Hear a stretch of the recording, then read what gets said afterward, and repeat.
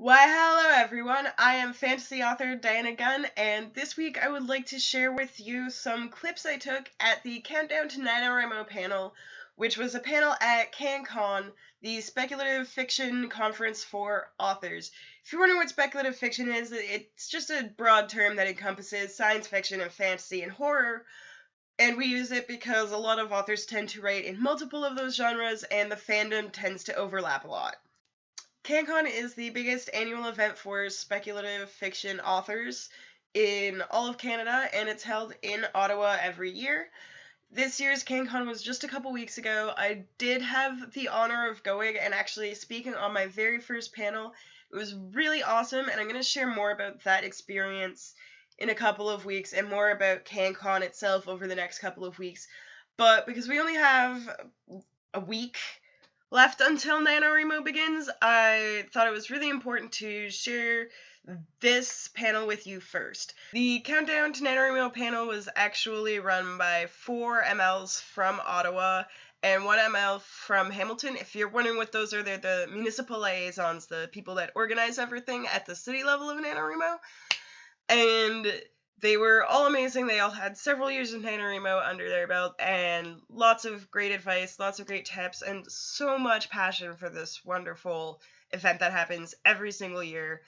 I'm not going to share the whole panel. A lot of it is stuff that I already went through in my 10 lessons I learned from 10 years of Nanowrimo, and stuff that's already been covered in the PROJECTWRITETUBE videos that are going on right now, and in tons of other places.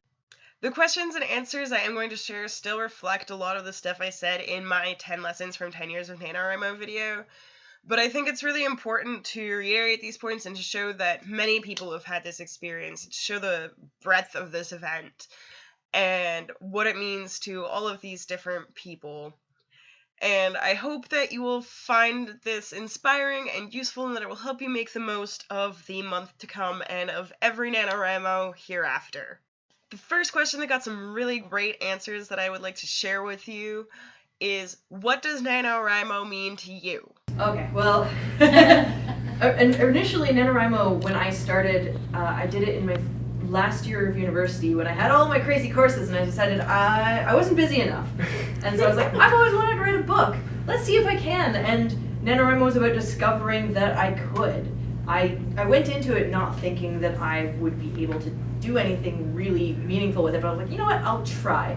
And 50,000 words later, I was like, I don't know what I did, but I did it. And it's also been just a phenomenal experience for me, not just as a writer, but in my social life. Like, I met these wonderful ladies, I met tons of other friends who have formed their own social circles and writing groups. So that is what I have gotten out of NaNoWriMo. For me, it's pretty much community and friends. I moved to Ottawa from about a half hour south of the city, and I really didn't know anyone. So I was like, well, I've been doing NaNoWriMo alone for a few years, and I, did it successfully, sort of. So I figured, let's go and, do it with people. And then I met those for the first year, and it's been downhill ever since. I made tons of friends, and realized like, hey, I can kind of write, and it's actually really cool. The second question I would really like to share the answers to is something I didn't really touch on in my 10 lessons video, and that is, how do you make time for NaNoWriMo? At Carleton, I also work part-time for the government, and also at ML. So I'm running the whole thing. It's like a good, 35 hours a week? It's like another full-time job. Basically, for those who don't know, it's a full-time job on top of our full-time job. Pretty much, yeah. So you guys know we've been working on this stuff since February. January this this year. January. Yeah, we take a month off because we hate each other at that point, but That's true.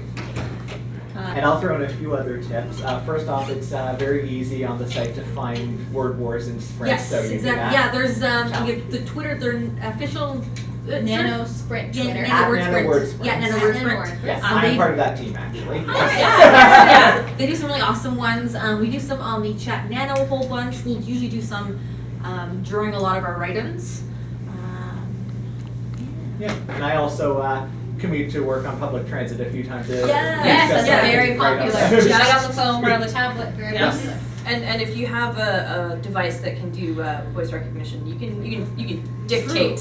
Yes. That Novel. is very fun. Oh, and try not to do it while you're walking down the street. Like, and then he hit him with the axe 10 times in the blood against the wall. Oh no, it's just my story. Another good tip I find, especially if you're sort of in a place where you can't be on a computer or on your phone, carry around a notebook and a pen or a pencil. I never really was home helps. without Yeah, you can just, you're sitting down somewhere and you have 5 minutes, you just open up, start writing, and the nice thing is when you type it over, when you try to add it to your novel, you can kind of edit as you go and then write more words. It's great. Yes. It's also really useful just if your laptop craps out on you, Exactly, yeah. which it has done to me in the past at write-ins. Everyone happens. Yep. And the third and final question that I would like to share the answers to was, how can you make the most of your NaNoWriMo experience? As the one who's doing 38 events That's more so than one far every day. in November this year, I guess I'm the one to speak to that. My first bit of advice is, if you don't know if you want to get, like, if you don't know what you want to get out of the event, I recommend attending events, because at the very least, even if you're not going to be as productive as you want to be, or even if you know you're not going to get the 50,000, going to the events is a great way to just meet other people, talk over writing stuff. Because one of the things, writers are very solitary people, and we tend not to be able to express a lot of our passion, because if we meet non-writers, they just don't get it. And so going out and seeing other writers, even if you only talk like for 5 minutes, it's a great opportunity to just meet other people, and that's where I've gotten a lot of my value out of this. Again, all of my friend circles have at least one nano person in them, so We're prolific. yeah, that's pretty much one of the most satisfying parts of the event. The other really satisfying part is at the end going, look at what I've done. And so, but part of that is also making sure that you set the bar correctly for yourself. So setting a goal that's reasonable. If the 50K is not going to work for you, don't like stress over it. If you would rather do 5,000 words, if you would rather do a goal which is writing every day regardless of the amount, that is also a great way to get the most out of Nano. A lot of people will get really caught up in the numbers, and they'll see the little graph that tracks their word count, and they're like, I'm 3 days behind, how am I going to do this?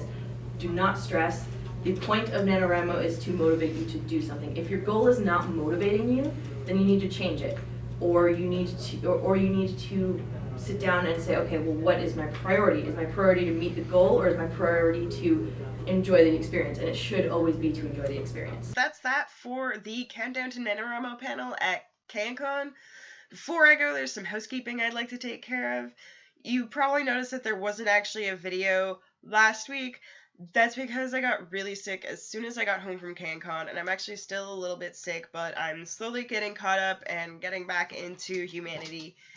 And things are going well. I'm actually working on a bonus video for you guys next week to make up for the week that I missed, and that will come out on Tuesday, so please do subscribe so you'll be the first to know when that comes out.